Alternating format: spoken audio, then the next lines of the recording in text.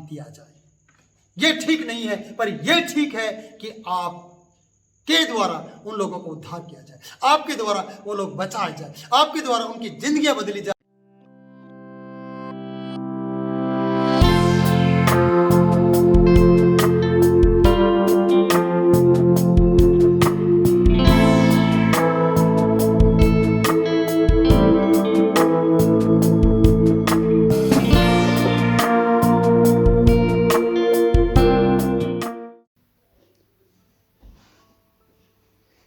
Praise the Lord. सबको जय मसीह की। मेरी तरफ से आप सबको प्रभु यीशु मसीह के नाम में जय मसीह की करता हूँ सलाम। और प्रभु का वचन जो हम यहाँ पर देख रहे हैं वो योना की किताब है, उसका पहला अध्याय है और उसके 15 पद हैं और 16, 15, 16 और 17 और इस चैप्टर का ये 3 लास्ट पद हैं।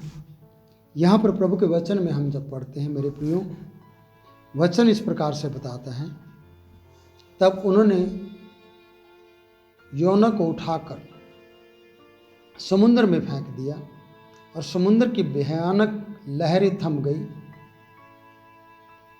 तब उन मनुष्यों ने यहोवा का बहुत ही भय माना और उसको भेंट चढ़ाई और मन्नतें मानी। तब यहोवा ने एक बड़ा सा मत्स्य ठहराया था कि योना को निगल ले, और योना उस महामत्स्य के पेट में 3 दिन और 3 रात पड़ा रहा। मेरे प्रियो, जब हम ये वचन पढ़ते हैं, मैं 2-3 वीडियो बना चुका हूँ, ये मेरी चौथी वीडियो है और आप इसको YouTube पर देखना। और आप देख रहे हैं, मैं विश्वास करता हूँ कि आप इसको देखेंगे अच्छे तरीके से, पूरी वीडियो आप देखें। इसमें ये बताना चाहता हूँ मैं कि परमेश्वर ने जब योना को नीनवे भेजना चाहा, योना नबी नीनवे ना जाकर याफा गया। याफा जाकर उसने तरसीस जाने वाले जहाज़ को लिया और जहाज़ में भाड़ा देकर वो बैठ गया।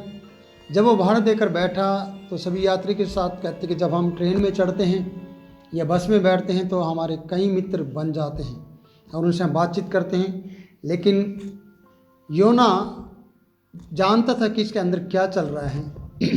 दूसरे मुसाफिर लोग ये नहीं जानते थे कि योना कहाँ से आया है, सिर्फ इतना जानते थे कि हाँ, इसने भाड़ा दिया है, ये भी हमारे साथ एक यात्री मित्र है और ये भी जाने वाला है। और वो भाड़ा देकर यात्रा कर रहा था। यात्रा करते समय कि ये भारी नींद में जहाज़ में निचले भाग में जाकर सो गया और समुद्र में जहाज़ चल रहा था। और यहाँ वचन बताते कि लहरें, आंधी, तूफान इनकी नाव को जिसमें ये यात्रा कर रहे थे डुबोने के लिए तैयार थी। यात्रीगण समझ नहीं पा रहे थे कि हमारे साथ ऐसे क्यों हो रहा है। वो अपनी सामग्री उठा रहे थे, जो उनकी व्यापार की सामग्री थी, उनको उठाकर वो फेंकना चाह रहे थे और उन्होंने फेंका भी ताकि जहाज़ हल्का हो जाए। और जब हम 15वां पद पढ़ते हैं, यहाँ पर हमें पता चलता है, वचन बताता है, तब उन्होंने योना को उठाकर फेंक दिया। ये सारी वार्तालाप हुई हैं कि वो बड़े घबराए हुए थे कि हम किसे ढूंढें, किसके कारण ये हुआ है। उन्हें मालूम पड़ गया था कि योना भारी नींद में पड़ा हुआ निचले भाग में सो रहा था और वो उससे परिचित हो गए, उससे सीख पाए या समझ पाए कि इसकी वजह से है। योना से उन्होंने कहा कि हम तेरे साथ क्या करें। योना ने सब स्पष्ट शब्दों में बताया कि मुझे उठाकर फेंक दो। और जब योना ने ऐसा कहा उठाकर फेंक दो, ये फेंकना तो नहीं चाह रहे थे, ये चाह रहे थे कि योना को हम किनारे पे उतार दें और जैसे कैसे करके हम नाव को पुश करते हुए या इसको खेते हुए किनारे तक ले जाएं। यहाँ तक कि यहाँ वचन बताता कि इन्होंने इसके लिए प्रार्थनाएं भी की, परमेश्वर से विनती भी की, कहा कि परमेश्वर हमें निर्दोष का दोषी मत ठहराना। ऐसा लिखा है कि परमेश्वर इसके बदले हमारे प्राण का नाश ना हो और हमें निर्दोष की हत्या का दोषी मत ठहराना। ऐसे करके उन्होंने प्रार्थना भी की। और क्योंकि हे यहोवा, जो कुछ तेरी इच्छा थी वही तूने किया। अब हम यहाँ पर देखते हैं परमेश्वर की इच्छा थी कि इसे उठाकर फेंका जाए। कारण इसे भेजा गया था नीनवे को और ये जा रहा था तरसीस को। इसे कहा गया था कि दूसरों को संदेश दें, पर ये सो रहा था और इसके सोने के कारण से सभी लोग जो उसके यात्रीगण थे बड़ी समस्या के अंदर आए, यहाँ तक कि वो अपनी जान से हाथ धो बैठते अगर वो छानबीन नहीं करते, अगर वो देखते नहीं, अगर वो निचले भाग में नहीं जाते, या वो अपने अपने बारे में नहीं सोचते कि अरे किसके कारण से ऐसा हुआ है। पर इन्होंने छानबीन करी, खोजबीन की और पता चला कि ये व्यक्ति ने खुद इकरार किया कि मेरी वजह से ऐसा हुआ है, क्योंकि मैं जीवित परमेश्वर के सामने से भाग आया हूं। और जीवित परमेश्वर के सामने से भागना बड़ा विनाशकारी होता है, आशीष का कारण नहीं होता। जीवित परमेश्वर के सामने साथ रहना आशीष का कारण है। उसके साथ काम करना या उसके नाम में काम करना आशीष का कारण होता है, और यही योना नहीं कर रहा था। और यहाँ पर देखते कि आंधी तूफान को शांत करने का इनका एक कारण रहा, वो ये खुद फेंकना नहीं चाह रहे थे। योना ने कहा कि मुझे उठाकर फेंक दो। और मैं पिछले वीडियो में बता रहा था कि आज अगर आपके कारण से किसी के ऊपर विपत्ति आती है तो आप कभी सामने नहीं आएंगे और आप कभी भी किसी को नहीं बताएंगे कि ये समस्या मेरे कारण से आई है, याद रखना। पर योना जानता था कि ये समस्या मेरे कारण से आई है और समुद्र शांत हो जाएगा अगर मुझे उठाकर फेंका गया। और इसने योना ने अपनी जान की परवाह नहीं की। ये जानता है कि मैंने परमेश्वर का विरोध किया है, मैंने परमेश्वर के सामने पाप किया है, मैंने परमेश्वर की आज्ञा को तोड़ा है, इस कारण से मुझे उठाओ और समुद्र में फेंक दो। और लिखा है, वचन बताता है कि उन्होंने समुद्र उठाकर उसे समुद्र में फेंक दिया और समुद्र की भयानक लहरें थम गई। भयानक लहरें थम गई जब योना को फेंक दिया गया। आपको मैं ये क्यों बार बार कह रहा हूं कि योना को उठाकर फेंक दिया गया। ये फेंकना नहीं चाह रहे थे। योना ने खुद इस बात का इकरार किया कि मुझे उठाकर फेंक दो, और इन्होंने उठाकर फेंका। आसान इसने कहा और इन्होंने उठाया और फेंक दिया, ऐसा नहीं। ये परमेश्वर को डर मानते रहे। ये इसकी जान की और इसकी शरीर की, इसकी आत्मा की, और यहाँ तक कि ये दोषी नहीं है, निर्दोष है, इस बात के लिए भी प्रार्थना करते रहे। बड़ी चिंता में रहे कि यार बेशक परमेश्वर के सामने से भाग आया, हम जानते कि वो परमेश्वर है, फिर भी हम इसकी जान को बचाएं। पर परमेश्वर नहीं चाह रहा था कि ये बचे। परमेश्वर नहीं चाह रहा था कि इसको तुम मत फेंको। परमेश्वर की इच्छा ही थी कि इसे फेंक दिया जाए। परमेश्वर की इच्छा ही थी कि इसको उठाया जाए, फेंका जाए। ये मनुष्यों की इच्छा नहीं थी। आज मेरी और आपकी बहुत सी इच्छाएं जो हैं वो शायद परमेश्वर की इच्छा नहीं है। जो परमेश्वर की इच्छा है वो हमारी इच्छा नहीं है। याद रखना, हमें परमेश्वर की इच्छा में अपनी इच्छा को जाहिर करना चाहिए। जब हम परमेश्वर के वचन में पढ़ते हैं या प्रार्थना में देखते कि तेरा राज्य आए, जैसी तेरी स्वर्ग में इच्छा पूरी होती है वैसी पृथ्वी पर भी हो। इच्छाओं को जानना, इच्छा के बारे में सोचने की परमेश्वर की इच्छा क्या है, इसके लिए आप कैसे इच्छा जान पाएंगे, ये भी सोचने की जरूरत है। अगर आपका समय परमेश्वर के साथ बीतता है तो आप उसकी इच्छा जान पाएंगे। परमेश्वर की इच्छा थी ये नीनवे को जाए, इसकी इच्छा थी कि मैं तरसीस को जाऊं। क्या तरसीस को पहुंचा? क्या इसकी इच्छा पूरी हुई? नहीं। क्या मैं आप और मैं अपनी इच्छा पूरी करने के लिए परमेश्वर के रास्ते को छोड़ देते हैं, परमेश्वर की आज्ञाओं को तोड़ देते हैं, परमेश्वर के सामने से भाग जाते हैं और अपना समय किसी और के साथ बिताते हैं? परमेश्वर नहीं चाहेगा कि अपना समय आप किसी और के साथ बिताएं। परमेश्वर नहीं चाहेगा। परमेश्वर चाहेगा कि अगर आप मेरे बेटा बेटी हैं, अगर आप मेरे दास दासी हैं, अगर आप मेरे विश्वासी जन हैं, तो वो समय आप मेरे साथ बिताएं। फिर आपके लिए रास्ते तो खुल जाते हैं। पर यहाँ पर लिखा कि आपके साथ यात्रा करने वाले लोग, आपके साथ रहने वाले लोग, आपके साथ काम करने वाले लोग समस्या में पड़ेंगे अगर आपने परमेश्वर की आज्ञा को तोड़ा है, अगर आप परमेश्वर के सामने से भागे हैं। मेरे प्रियो, जितने भी मुझे देख रहे हैं, मैं आपसे कह रहा हूँ, परमेश्वर की आज्ञा को तोड़ना भयानक बात है। परमेश्वर के साथ समय ना बिताना भी भयानक बात है। सोचिए, मनुष्य की इच्छा नहीं थी, परमेश्वर की इच्छा थी और इसने जाहिर कर दिया योना ने कि मुझे उठाओ और मुझे फेंक दो। और तुरंत उठाते ही जैसे इसको उठाया गया और उठाकर फेंका गया, मेरे प्रियो, समुद्र की भयानक लहरें थम गई। और आगे हम पढ़ते हैं, उन मनुष्यों ने यहोवा का भय माना और उसको भेंटें चढ़ाई, मन्नत मानी। 3 चीजें यहां पर हुई है। पहला है नंबर 1, परमेश्वर का डर उनकी जिंदगी में आया। योना की जिंदगी में नहीं था। योना ने बोला ठीक है, मरना ही है, मार दो, चाहे कुछ भी कर दो, मुझे उठाओ और फेंक दो, मुझे तो मरना ही है, काम नहीं करना। मरना है पर काम नहीं करना, यह अच्छी बात नहीं है। याद रखना, आप इस शरीर से तो मर जाएंगे, पर अगर आपको नरक में डाला गया ना, वहां आप मरेंगे नहीं, फ्राई किए जाओगे, वहां पर आप तड़फोगे। आग, आपको ऐसी आग में रहना पड़ेगा जो कहते कि आपको तड़फाती रहेगी, आपके जीवन में बेचैनी लेकर आएगी। योना शायद सोच रहा है कि ठीक है, आप अपनी जान को बचाओ और मुझे उठाओ और समुद्र में फेंक दो। योना सोचता कि आप काम खत्म हो जाएगा, अब सब कुछ बंद हो जाएगा। मेरे प्रिय, बंद नहीं होगा, क्योंकि परमेश्वर जहां से शुरू करता है खत्म करना भी जानता है। और योना की यात्रा को उसने खत्म किया। कैसे? अभी यात्रा खत्म नहीं हुई, इसलिए सोचा जहाज में जाकर मैं तरसीस को चला जाऊंगा। तो इसकी यात्रा पूरी नहीं हुई, बीच में ही औरों की यात्रा को भी रोक दिया गया इसके कारण से। पर उन्होंने छानबीन की कि हमारा बचाव किस तरीके से हो सकता है, और गुनाहगार एक व्यक्ति को पकड़ लिया जो परमेश्वर का गुनाहगार था, वो योना था। और योना ने भी कहा, हाँ मैं गुनाहगार हूं, मैं परमेश्वर के जीवित परमेश्वर के सामने से भाग आया हूं।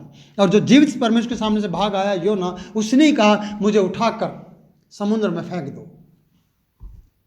और जैसे ही उसे उन्होंने उठाकर उसको समुद्र में फेंका, अचानक लहरें थम गई, शांत हो गया सब कुछ। और जब सब कुछ शांत हुआ तो उन्होंने परमेश्वर का भय माना। और ये पहली बात है कि इन्होंने परमेश्वर का डर माना। पहले भी लिखा है वो डर गए कि ये जीवित परमेश्वर के सामने से भाग आया है, क्योंकि दुनिया जानती है इस बात को कि कोई परमेश्वर तो है। अगर सही परमेश्वर और असली परमेश्वर को आप जानते हैं, वो परमेश्वर का पुत्र यीशु मसीह है, वो यहोवा परमेश्वर है, पवित्र आत्मा है, अगर आप उसको जानते हैं तो मेरे प्रियो, आपको और मेरा फर्ज बनता है ये संदेश दूसरे तक पहुंचाए। ये कैसे पहुंच सकता है? आप सोचिए, अगर हम परमेश्वर के सामने से भाग रहे हैं तो नहीं पहुंचेगा, पर परमेश्वर जानता है कि मुझे अपने नाम का भय दूसरों तक कैसे देना है, दूसरों को कैसे दिखाना, वो जानता है। मिस्रियों को इस्राएलियों ने संदेश नहीं दिया, पर मिस्रियों को दिखा दिया परमेश्वर ने। लाल समुद्र को 2 भाग करके 10 चमत्कार दिखा दिया उसको कि मैं यहोवा परमेश्वर हूं। और इस्राएलियों के जीवन में बार बार परमेश्वर ने चमत्कार किए। वो एक बार खुश होते हैं, अगले बार फिर से निराश होते हैं। वो तारीफ करते हैं परमेश्वर की, फिर से वो पाप करते हैं, बलवा करते हैं। ये इस्राएलियों की फितरत रही है, ये इस्राएलियों की आदत बन चुकी थी। लेकिन अन्य जातियों ने परमेश्वर का भय माना, देखा कि अरे एक मनुष्य को उठाकर फेंकने से हमारी जान बच गई, समुद्र शांत हो गया, लहरें थम गई, नाव सही चलने लगी, जो उबड़ खाबड़ चल रही थी वो सही रीति से चलने लगी और सब कुछ शांत हो गया एक व्यक्ति के उठाकर फेंकने से। मेरे प्रियो, इन्होंने परमेश्वर का भय माना, परमेश्वर के चमत्कार को देखा कि अरे कमाल हो गया, शांत हो गया सब कुछ। इस व्यक्ति की वजह से हमारा सामग्री, हमारी यात्रा, सब हमारी सामग्री तहस नहस हो गई, हमारी यात्रा का जो आनंद था वो खत्म हो गया। हमारा बिजनेस खत्म हो गया। मुझे लगता है कि तरसीस नहीं गए होंगे, ये बैग वापस याफा गए होंगे और अपने अपने देश को लौट गए होंगे या अपने अपने घर को लौट गए होंगे। पर योना की वजह से इनका नुकसान बहुत हुआ है। मैंने कहा, पिछली वीडियो में कहा है कि आपकी वजह से, हम सब की वजह से बहुत नुकसान होता है इस संसार में उन लोगों का जिनके पास प्रभु का वचन नहीं पहुंचा है। सोचिए, अगर आप और मैं दूसरे का नुकसान ना हो तो हमें अपना ऐश करने का जीवन को परमेश्वर के हाथ में देना होगा। मैं बताना चाहता हूं कि परमेश्वर ने कहा कि वचन बताता है खेत पक चुके हैं, मजदूर थोड़े हैं। मैं इस तरीके से कहूँगा, मजदूर का मतलब अगर आप समझे सही तरीके से, मज़े से दूर। एक सेवक को मज़े में ना रहकर परमेश्वर के साथ रहना शोभा देता है, पर आप और मैं शायद मज़े में रहना पसंद करते हैं। योना सेवा करना नहीं चाहता, योना नीनवे को नहीं जाना चाहता है, योना परमेश्वर की उस आज्ञा को तोड़ते हुए तरसीस को जाना चाहता है और ऐसा आराम करके वापस लौट आऊंगा और परमेश्वर भूल जाएगा कि उसने क्या कहा था। आप भी ये सोचते कि परमेश्वर का वचन आपके जीवन तक पहुंचता है, परमेश्वर का वचन आपके घर तक पहुंचता है, परमेश्वर का वचन परमेश्वर के दास आप तक पहुंचाते हैं, या परमेश्वर के कोई जन आकर आपके घर तक वचन को पहुंचाते हैं और आप सुनते जरूर हैं, उसके बाद उस बात को आप भूल जाते हैं। ये आपकी नज़र में होगा कि आप भूल गए, पर याद रखना परमेश्वर नहीं भूला, परमेश्वर कभी भूलता नहीं है, परमेश्वर हमेशा याद रखता है। अगर उसने अपने हथेली पर आपके चित्र को बनाया है तो कैसे भूल सकता है। हम क्यों भूल जाते परमेश्वर की आज्ञाओं को, हम क्यों भूल जाते परमेश्वर के प्रेम को, हम क्यों भूल जाते हैं परमेश्वर के जो आनंद हम पहली बार चर्च आए, पहली बार हमने प्रभु को ग्रहण किया, हम क्यों भूल जाते कि जो आनंद हमें पहली बार मिला था आज क्यों नहीं मिल रहा है। क्योंकि हम परमेश्वर की बातों को टाल देते हैं, और वही योना नबी ने किया। अगर दूसरे लोगों का प्राण बचना है तो उठाकर फेंकना होता है, और उठाया, फेंका, शांत हो गया, और उन्होंने परमेश्वर का भय माना कि अरे ये तो अचानक, हम सोच रहे थे कि ये निर्दोष है, पर इसी के फेंके जाने पर हम बच गए, इसी को उठाकर फेंके जाने पर समुद्र शांत हो गया, इसी के फेंके जाने पर परमेश्वर का क्रोध शांत हो गया। इन लोगों की नजर में क्या परमेश्वर का क्रोध शांत हो गया था? नहीं। परमेश्वर का वचन बताता है आगे 17 पद में, मैं अभी 16 पद ही बताना चाहता हूं, उसके आगे मैं बाद में बढ़ूंगा। तब उन्होंने यहोवा का भय माना, बहुत ही भय माना, थोड़ा बहुत नहीं, बहुत डर गए, भय मानना शुरू किया। और उसके साथ दूसरी बात है, उन्होंने भेंट चढ़ाई, भेंटें दी। उन्होंने सारी सामग्री फेंक चुके थे, कुछ कीमती चीज़ों को उन्होंने रखा हुआ था। हो सकता है मैं क्या क्या आपको बताऊं, ड्राई फ्रूट हो सकता था, हो सकता है उनके गहने हो सकते हैं, और वो गहने और ड्राई फ्रूट और जो जो उनकी कीमती खाने की, जो उनके पेट के लिए होंगी, और जो उनके पहनने की चीज़ें होंगी, जो वो सुगंध, इत्र और ऐसी चीज़ें, सुगंध द्रव्य लेकर चले होंगे, जो सामग्री से अलग हटके होंगे, जो खास तरीके से बनाए गए होंगे, वो उन्होंने परमेश्वर को चढ़ा दिए। क्यों? उन्होंने जान लिया कि हमारी जान की परवाह परमेश्वर ने की और परमेश्वर ने हमें बचा लिया, पर इस व्यक्ति को उठवाकर फेंकने पे मजबूर किया। क्यों उठवाकर फेंकने पे मजबूर किया? क्योंकि अगर आप इसको उठाकर फेंकोगे नहीं तो आप किनारे पे कभी नहीं पहुंचोगे। अगर किनारे पर पहुंचना है तो जो आपके लिए रुकावट बना है उसको उठाकर फेंक दो। अब जानते हैं मैं क्या कह रहा हूं? आपकी जिंदगी में बहुत सी रुकावट होंगी जो आपको प्रभु के पास तक पहुंचने नहीं दे रहा है, जो किनारे तक आपकी ये जीवन रूपी नैया को किनारे तक जाने में रुकावट कर रही है और तूफान पे तूफान आ रहे हैं, परेशानियों पे परेशानी आ रही हैं, आप लूटे जा रहे हैं, आपके साथ बड़ा बड़ी गड़बड़ हो रही है, आपके घर में परेशानियां चल रही हैं, आपकी ज़िंदगी में ऐसी सी बहुत सी बुरी घटनाएं हो रही हैं। उसका कारण एक ही है, आपको कुछ उठाकर अपने जीवन से, अपनी नाव से, अपने घर से उठाकर फेंकना होगा, तभी आपके लिए समुद्र शांत हो जाएगा, समस्याएं बंद हो जाएंगी, परमेश्वर शांत हो जाएगा। क्योंकि आपने अपने जीवन की नैया से वो चीज़ जो भारी बन चुकी थी, वो चीज़ जो तूफान लेकर आ रही थी, वो चीज़ जिसके कारण से परमेश्वर का क्रोध भड़का हुआ था, जिसके कारण से सब कुछ उथल पुथल हो गया था, आपकी ज़िंदगी नरक हो गई थी, उस चीज़ के कारण से। वो चीज़ हो सकती है, कोई वस्तु हो सकती है, कोई आपकी बुरी आदत हो सकती है, कोई बुरी लत हो सकती है, वो बुरा नशा हो सकता है, वो बुरा मत वालापन हो सकता है, व्यभिचार हो सकता है, परमेश्वर के विरुद्ध में कही गई बातें हो सकती हैं, जिसके कारण से आपके जीवन की नैया आगे नहीं बढ़ रही है। मेरा जीसस जब यीशु नाव में सो गया, आप जानते हैं वचन में, तो लहरें उठी, और जब यीशु को उठाया गया, लहरें शांत हो गई। यीशु को उठाया गया, यीशु को जगाया गया, यीशु से कहा गया, प्रभु तुझे क्या हमारी चिंता नहीं? और प्रभु ने कहा, तुम्हारा विश्वास कहाँ है? हे अल्प विश्वासियों, तुम्हारा विश्वास कहाँ है? समझ रहे मैं क्या कह रहा हूं? आपका विश्वास खो जाता है जब आप नए नए विश्वास में आते हैं, और आपका विश्वास बड़ा मजबूत होता है। धीरे धीरे आप पुराने होते चले जाते हैं, पुराने होते चले जाते हैं, और आपका विश्वास भी पुराना होता चला जाता है। आप समझ रहे? इसी तरीके से यहां पर हम देखते हैं, इन लोगों ने तो परमेश्वर को भय माना, बहुत ही भय माना, थोड़ा बहुत नहीं, और भेंटें चढ़ाई। दूसरी बात, पहली बात भय माना, दूसरी बात भेंटें चढ़ाई, तीसरी बात है उन्होंने मन्नतें मानी। मन्नतें मानने का मतलब है मेरे प्रियो, सारी सामग्री इसके कारण से समुद्र में चलेगी।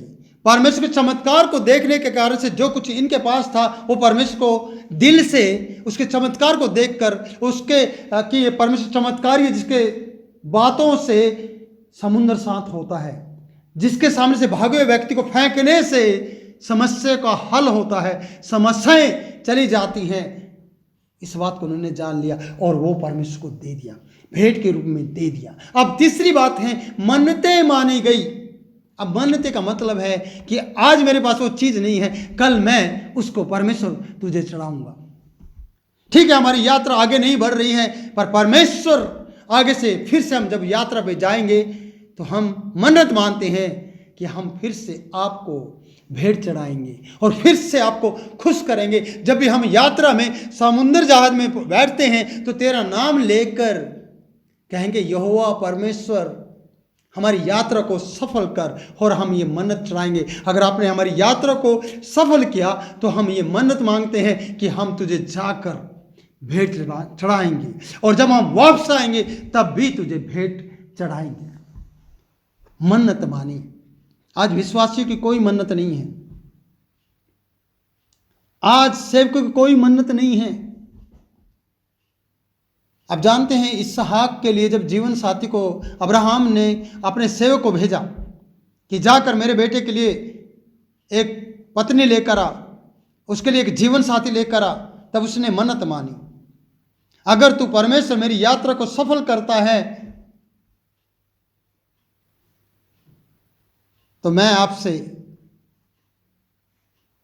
कुछ कहना चाहता हूं। और आप जानते उसने क्या क्या शर्तें रखी थी, मेरी यात्रा को सफल करना, और जिससे मैं कहूं ये घड़ा पानी का झुकाकर मुझे पानी पिला, मैं जान लूंगा कि परमेश्वर ने मेरे सेवक को या मेरे स्वामी को, मेरे स्वामी के बेटे को जीवन साथी यही है दिया है। और उसने ऐसा सा जब कबूलत की, जब उसने मन्नत मानी, तब वैसा वैसा उसके साथ होता चला गया। पुराने नियम में हम देखते हैं। अगर हम नए नियम में भी देखेंगे तो मेरे प्रियो बहुत कुछ है इसमें। जीवित बलिदान चढ़ाना लिखा है रोमियो की पत्री 1 अध्याय भावता हुआ बलिदान, शरीरों को जीवित और भावता और पवित्र करके बलिदान करके चढ़ाओ। अगर आप कहते कि परमेश्वर मेरी यात्रा को आप सफल करते हैं तो मैं जीवित बलिदान को चढ़ाऊंगा, मुर्दे को नहीं। आज बहुत से लोगों को मुर्दा विश्वास है, बहुत से सेवकों का मुर्दा विश्वास हो चुका। कारण क्योंकि वो परमेश्वर के ऊपर सही रीति से विश्वास नहीं करते हैं। आपको और मुझे सही रीति से विश्वास करने की जरूरत है। यीशु जीवन की रोटी है, आप कहते हैं, वचन कहता है, मैं कहता हूं, मैं प्रैक्टिकल में कहता हूं। तो विश्वास क्यों नहीं है कि वो रोटी है? फिर रोटी के लिए क्यों भटकते हैं? इन्होंने मन्नत मानी कि परमेश्वर, क्योंकि ये जान गए यहोवा ही परमेश्वर है। ये जान गए और मान गए कि अरे हमारी जान बच गई एक व्यक्ति के फेंकने से। हो सकता है 50 लोग होंगे, हो सकता है 100 लोग होंगे, और परमेश्वर का डर इनकी जिंदगी में आया और परमेश्वर के लिए इन्हें भेंट चढ़ाना शुरू किया और परमेश्वर से मन्नतें मानना शुरू किया। आज हम ना भेंट चढ़ाने के लिए तैयार हैं, ना हम डर मानने के लिए तैयार हैं, ना हम मन्नत मानने के लिए तैयार हैं। उल्टा हम बोलते हैं मन्नत तो हिंदू लोग मानते हैं, हम क्यों नहीं मान सकते? अगर हमारी यात्रा को परमेश्वर ने सफल किया है, अगर हमारे किसी कार्य को परमेश्वर बनाया, तो हम धन्यवाद का बलिदान चढ़ा सकते हैं। हम धन्यवाद की एक मीटिंग रख सकते हैं परमेश्वर के सामने। हम परमेश्वर को भेंट दे सकते हैं। हम परमेश्वर की सेवकाई को आगे बढ़ाने के लिए अपने जीवन से, अपने शरीर से और अपने खाते से बहुत कुछ दे सकते हैं। अपने घर से, अपने किचन से परमेश्वर की भेंट को के रूप में कुछ भी दे सकते हैं। पर हम ऐसा नहीं करते मेरे प्रियो। करके देखिए, परमेश्वर के लिए अपने आप को देकर देखिए। परमेश्वर के लिए यीशु मसीह ने, हमारे लिए यीशु मसीह ने अपने आप को दिया। आज वो सदा का मलकीसिदक का याजक बन गया, सदा का याजक। उसके बाद कोई नहीं बना, फिर वही याजक है मलकीसिदक की रीति का। आप समझ रहे हैं? आप समझो इस बात को कि अगर अन्य जाति परमेश्वर के चमत्कार देखकर परमेश्वर के भय मान सकती है, परमेश्वर के लिए भेंट चढ़ा सकती है, परमेश्वर के लिए मन्नत मांग सकती है परमेश्वर से, तो आप और मैं तो पहले होना चाहिए। आपको और मुझे तो उससे पहले ज़्यादा माननी चाहिए, पर आप और मैं उससे पहले बल्कि कम, हम तो डिम हो जाते हैं। कहते हैं नया विश्वास मुझे बहुत अच्छा लगता है, उसके अंदर कोई बुराई नहीं होती, क्योंकि वो बुराई को ढूंढता नहीं है, वो अच्छाई को ढूंढता है, वो चंगाई को ढूंढता है, वो परमेश्वर के चमत्कार को ढूंढता है। किसी के हाथ में उसने बाइबल देखी, परमेश्वर का वचन देखा, तो तुरंत खुश हो जाता है। और पुराना विश्वासी किसी विश्वासी को देखते ही मुंह मोड़ लेता है। पुराना विश्वासी किसी सेवक को देखते ही मुंह मोड़ लेता है, बोले इनको निकलने दो, कहीं मुझे जय मसीह की ना करना पड़े, कहीं मुझे सलाम ना बोलना पड़े। क्यों? कई लोगों को मैंने देखा है कि वो एक दूसरे को छोड़ देते हैं, वो जय मसीह की करना पसंद नहीं करते। एक भाई को मैंने समझाया, भाई जय मसीह की क्यों नहीं करते? बोलो ये मेरा दुश्मन है, इसके साथ मेरा झगड़ा हो गया, मैं इससे बोलता नहीं हूं। ये अच्छी बात नहीं है। आपका दुश्मन है कुछ भी है, जय जयकार विजय को दिलाती है, जय जयकार जीत को दिलाती है, विजयी को लेकर आती है जय जयकार। और जय मसीह की का मतलब है हम अपने प्रभु की जय करते हैं, ना कि दुनियादारी की, ना कि उस व्यक्ति की। पर उस व्यक्ति को मिलते ही हम उसे कहते हैं जय हो प्रभु की, ये जय प्रभु यीशु की। क्यों हम इसलिए कहते हैं? क्योंकि हमारे प्रभु का हाथ इसके ऊपर भी है और मेरे ऊपर भी है, और हमारी पहचान है कि हम दोनों प्रभु के हैं। फिर हमारी लड़ाई किसके साथ है? हमारी लड़ाई तो शैतान के साथ है, हमारी लड़ाई तो अंधकार में घूमने वाली उन शक्तियों के साथ है, शरीर के और लहू और मांस के साथ नहीं है मेरे प्रियो। यहां पर लिखा है कि इसने अपनी बेइज्जती ना हो जाए, मेरे शरीर या मेरी कहीं बात झूठी न ठहर जाए, इसलिए परमेश्वर को परमेश्वर रहने दो और मुझे मनुष्य रहने दो, मुझे भविष्यवक्ता रहने दो। मुझे जो काम दिया मैं नहीं करना चाहता, मैं तो कुछ समय पिकनिक करके बिताना चाहता हूं, मैं तो कुछ समय दूसरी यात्रा करके शांत रहकर कुछ समय बिता सकता हूं। पर क्या परमेश्वर ने जो कहा वो भूल सकता है? अगर परमेश्वर ने आपके लिए कहा है कि मैं तुझे इस्तेमाल करूँगा तो वो पक्का इस्तेमाल करेगा। आप कहीं तक भी भाग जाना, जो काम परमेश्वर ने आपको सौंपा है आपसे ही करवाएगा, पर आप भाग कर कहीं जा नहीं सकते। अगर आप भागते हैं तो भागने देगा परमेश्वर, याद रखना। मैंने एक बकरी को देखा, एक हरियाली घास की तरफ घास था और एक खूंटा उसको बोलते हैं, लक्कड़ गाड़ी हुई थी, जमीन में कुंडा था, लकड़ी गाड़ी हुई थी, उसमें एक रस्सी बंधी थी और रस्सी का जो रस्सी लंबी थी वो 50 फुट लंबी थी और उस बकरी के गले में बांधी गई थी और वो बकरी घास चर रही थी और घास चरते चरते वो 50 फुट दूरी तक जाती है और 50 तक जा सकती है, 51 तक नहीं जा सकती। क्यों? परमेश्वर ने उस दायरे के अंदर ही रखा था। उस बकरी के मालिक ने उसके गले में रस्सा इसलिए डाला था कि ये 50 फुट से ज़्यादा दूर नहीं जा सकती और नहीं खा सकती। 50 फुट के दायरे के अंदर ही वो खा सकती थी। मेरे प्रियो, आपका और मेरा भी दायरा है। इसलिए सोचा मैं तरसीस को चला जाऊंगा। क्या ये तरसीस को गया? क्या पहुंच पाया? इसके साथ यात्रा करने वाले भी नहीं पहुंच पाए। उनको भी शायद, मैं विश्वास करता हूं कि उनको भी अपना जहाज याफा की तरफ मोड़ना पड़ा होगा, क्योंकि उनके पास सामग्री खत्म हो चुकी थी। उनके पास जो भी बाहरी सामान था, सब व्यापार का सामान फेंक दिया गया था। उसने बोला कि फिर हम दोबारा से यात्रा शुरू करेंगे। मेरे प्रियो, अन्य जाति परमेश्वर के लिए वफादार हैं। बाइबल बताती है, यशायाह की किताब 1 अध्याय है, गाय और गधा के बारे में बात करता है, बैल के बारे में। बैल और गधा, बैल तो अपने मालिक का और गधा अपनी स्वामी की चरनी को पहचानता है। पर मेरे लोगों ने मेरे साथ बलवा किया है। आप और मैं हैं वो बलवा करने वाले। बैल और गधा नहीं है, जानवर नहीं है। मैंने एक सेवक से रात बात की। मैंने कहा, अगर हम परमेश्वर के साथ वफादारी के साथ काम करते तो परमेश्वर हमें आशीष देगा। संसार में रहते हुए हम एक पिल्ले को देखते, कुत्ते को देखते हैं, और कुत्ता अगर वफादार है तो मालिक की गाड़ी में बैठकर घूमता है। कुत्ता वफादार है तो मालिक के साथ अच्छे बिस्किट खाता है, अच्छा चिकन खाता है, अच्छा मटन खाता है, मांसाहारी खाना खाता है। मेरे प्रियो, वफादारी की वजह से। अगर उसका कुत्ता वफादार है तो उसका मालिक उसके लिए स्पेशल एक नौकर को रखता है, जिसको सुबह शाम घुमा कर लेकर आते हैं। सुबह शाम उसका नौकर, और कुत्ते का नौकर या कुत्ते का मालिक कुत्ते को, जो वफादार कुत्ता है, उसके लिए एक नौकर रखता है। आपके और मेरे लिए कभी ऐसा हुआ? अगर आप वफादार हैं तो परमेश्वर मालिक है, और परमेश्वर आपकी वफादारी के कारण से आपके साथ स्वर्गदूतों को रखेगा, और स्वर्गदूत आपके साथ चलेंगे, आपको सुबह शाम घुमाकर वापस आपके मालिक के घर में लेकर आएंगे, परमेश्वर के घर में लेकर आएंगे, हरियाली में आपको घुमाएंगे और आपकी जरूरत को पूरा करेंगे।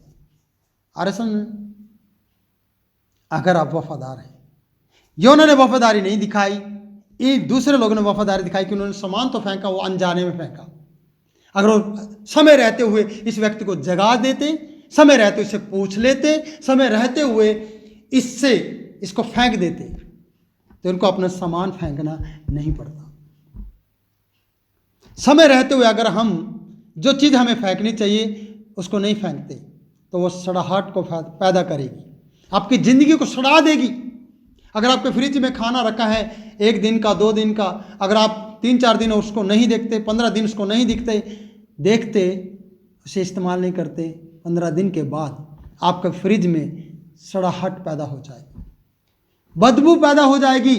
फ्रिज में के अंदर अगर आपके अंदर भी वो चीज़ें रखी हैं जो इस्तेमाल नहीं हो रही हैं, वो सड़ाहट को पैदा करेंगे आपकी ज़िंदगी के अंदर। इसलिए मेरे प्रियो, यहाँ पर लिखा है कि उन्होंने मन्नतें मानी, भेंटें चढ़ाई, भय माना। आपका आज भय मानना कैसा है?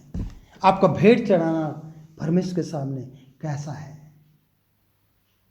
आपका मन्नत मानना आज कैसा है?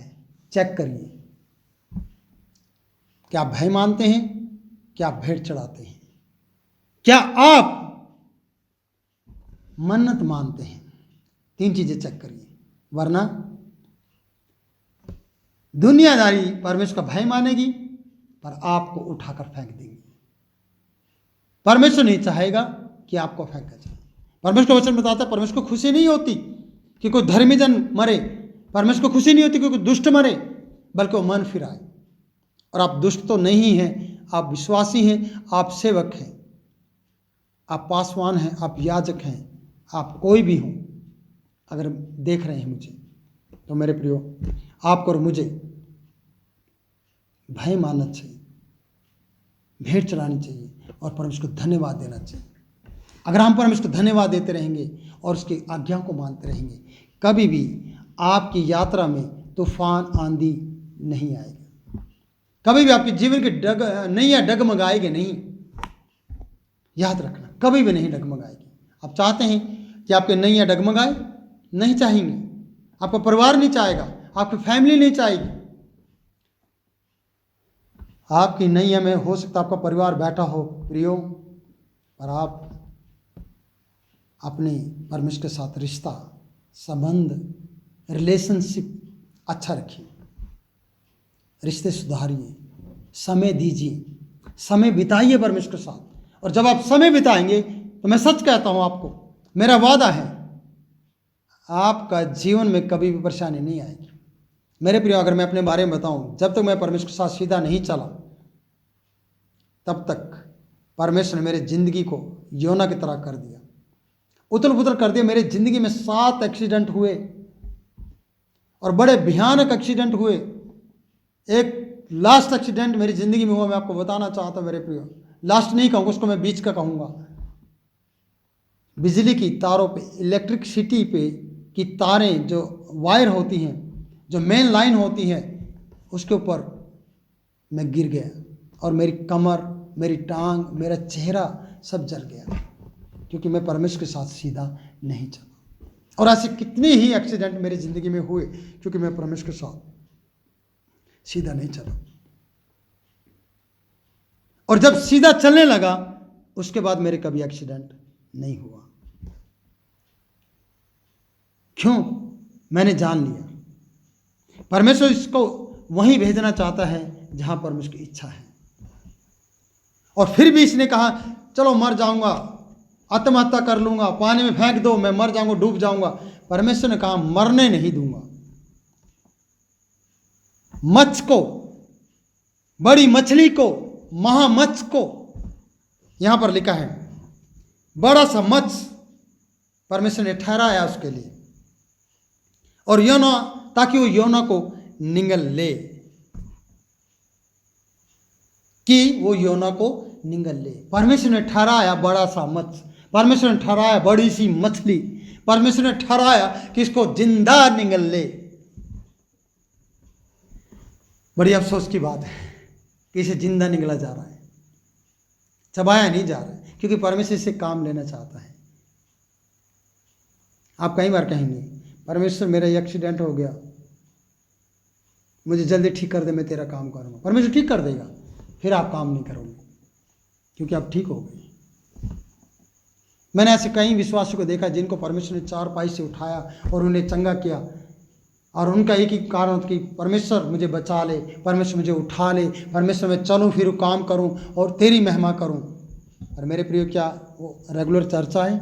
नहीं। वो ठीक हो गए, वो सीधा अपने रोजगार करने के लिए चल पड़े, वो सीधा अपने बिजनेस में चले गए और लौट कर वापस नहीं आए। हम जानते हैं वचन में कि 10 कोड़ियों में से 1 कोड़ी जो सामरी था, लौट कर प्रभु को धन्यवाद देने आया। यीशु ने कहा 9 कहाँ हैं? और हम वो 9, 2, 11 लोग हैं, जो 9, 2, 11 होने वाले लोग हैं। 9, 2, 11 का मतलब है, सिंपल सी एक भाषा में कहा जाता है कि आउट, भाग जाना परमेश्वर की हजूरी से। मेरे प्रिय, हम भागते क्यों हैं? क्योंकि हम परमेश्वर के साथ सीधा रिश्ता बिताना नहीं चाहते। हम भागते इसलिए हैं क्योंकि हम उसका काम करना नहीं चाहते। अगर हमें परमेश्वर ने बुलाया है तो याद रखना, हमारी ज़रूरत को, हमारे खाने पीने की चीज़ों को, हमारी ज़िंदगी को आगे बढ़ाने की चीज़ों को परमेश्वर ही पूरा करेगा और कोई नहीं करेगा। आपके लिए अगर आप परमेश्वर से भाग रहे हैं, अगर आप आत्महत्या करना चाहते हैं, अगर आप परमेश्वर से कहते कि मुझे तो मैं जान ही देना चाहता हूँ, मैं नहीं कुछ करना चाहता हूँ, तो याद रखना परमेश्वर आपको मरने नहीं देगा, सजा जरूर देगा। जैसे कि योना को 3 दिन 3 रात मछली के पेट में पड़ा रहना पड़ा, 3 दिन 3 रात। आगे अगली वीडियो में आपको बताऊंगा, और मैं आज इतना कहना चाहता हूँ जो मैं बोल चुका हूँ कि मेरे प्रियो, अन्य जाति के हाथ में आप पड़ेंगे ज़रूर। अगर आप परमेश्वर के हाथ में नहीं रहे तो अन्य जाति के हाथ में पड़ेंगे। आप गैर जातियों के हाथों में पड़ जाओगे और गैर जाति आपको बख्शेगी नहीं। गैर जातियाँ आपको उठाकर फेंकेगी और उनकी ज़िंदगी में सब कुछ शांत हो जाएगा और वो जान पाएंगे कि कोई है, और आपके फेंकने से उनका उद्धार होगा। मैं कहता हूँ आपको फेंकने से उनका उद्धार हो ये अच्छा नहीं है, आपके द्वारा उनका उद्धार हो ये अच्छा है, आपके द्वारा उन्हें मुक्ति मिले ये अच्छा है, आपके द्वारा वो यीशु मसीह को जान पाए ये अच्छा है, ना कि ये अच्छा है कि आपको उठाकर वो समुद्र में फेंक दे और उनकी ज़िंदगी में शांति आ जाए। ये ठीक नहीं है, पर यह ठीक है कि आप के द्वारा उन लोगों को उद्धार किया जाए, आपके द्वारा वो लोग बचाए जाए, आपके द्वारा उनकी ज़िंदगियां बदली जाए, ये ठीक है मेरे प्रियो। इसलिए मैं कहना चाहता हूँ आज अपनी ज़िंदगी में निर्णय लें कि मैं कभी भी परमेश्वर के सामने से नहीं भागूंगा। नहीं तो आपके लिए कोई बड़ी मछली इंतज़ार कर रही है, आपको सिक्का देने के लिए नहीं, आपको निगलने के लिए। इस बड़ी मछली से बचने का एक ही उपाय है, आप इसके मुंह में ना जाकर परमेश्वर के सामने जाएं, इसके मुंह में पेट में ना रहकर परमेश्वर के गेट में जाएं, परमेश्वर के फाटक में जाएं। अगर आप परमेश्वर के गेट में नहीं होंगे तो मछली के पेट में होंगे और मछली का पेट आपको सड़ा देगा, तब आपको परमेश्वर की याद आएगी। इसलिए प्रियो, निर्णय लो कि मैं ऐसा नहीं करूंगा। प्रभु इन वचनों से आप लोगों को आशीषित करें और इस चैनल को आप सब्सक्राइब करें, शेयर करें और लाइक करें और परमेश्वर की महिमा करें और मेरे लिए प्रार्थना करें कि मैं ज़्यादा से ज़्यादा प्रभु के साथ समय बिताऊं। मैं रात के 12 बज चुके हैं और सुबह, रात के नहीं कहूँगा तो सुबह बोर हो चुकी है हमारी घड़ी के अनुसार, और मैं रात के समय आपके लिए वीडियो बना रहा हूँ कि पूरा शांत है, सब कुछ समुंदर शांत हो गया है और आपकी ज़िंदगी की सारी परेशानियां शांत हो जाए मैं चाहूँगा। पर आप परमेश्वर के साथ एक निर्णय लें कि परमेश्वर मेरी गलतियों को आप क्षमा करें, परमेश्वर मुझे क्षमा करें, तो परमेश्वर आपकी ज़िंदगी में सब कुछ शांत कर देगा। प्रियो, प्रभु आपको आशीषित करें, प्रभु आपकी ज़रूरत को पूरा करें, प्रभु आपको चंगा भी करें और आपकी हर एक बीमारी का इलाज करें, प्रभु आपकी हर एक सज़ा को कम करें, आपके पाप को क्षमा करें और आपको बुराई से बचाएं, आपके साथ खड़ा रहे। जय मसीह की। प्रभु आपको आशीष